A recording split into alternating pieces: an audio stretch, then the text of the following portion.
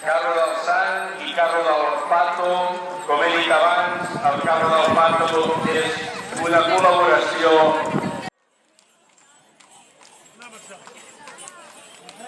Carro de les autoritats amb l'alcaldessa.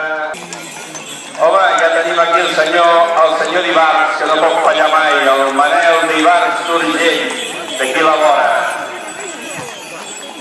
Tots aquells carruatges que hem vist aquí amb mules i portadores són de la família Vinyals de Cabrera de Mar.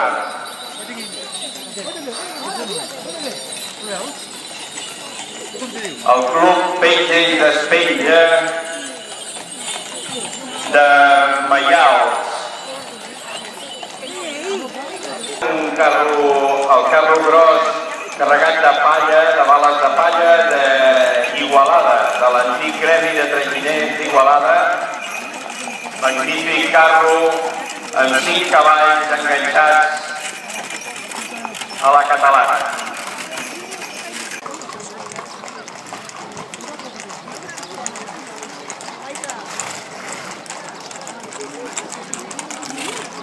Els amics de Sant Antoni de Castellbisbal amb el seu carro gran amb 5 mules carregats de sarments.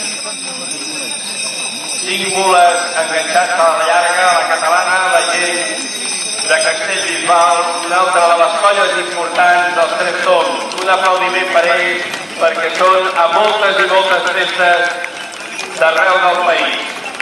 Aquesta reguitzell de carruatges, de petits carruatges, de carruatges més mitjans i de carruatges grans.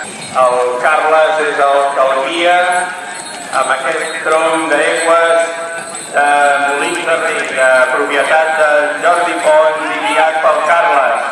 I aquí sí, aquí tenim el carro garber d'Anglesola, el famós carro garber més gran de Catalunya.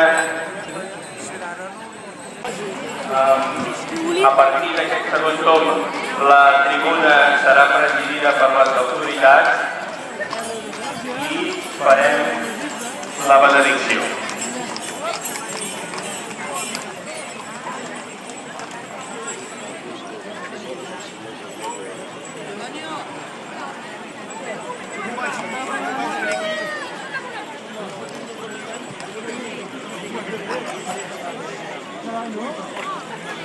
Els carruatges i totes les participants, cavalleries i carruatges participants a aquesta edició dels Tres Tombs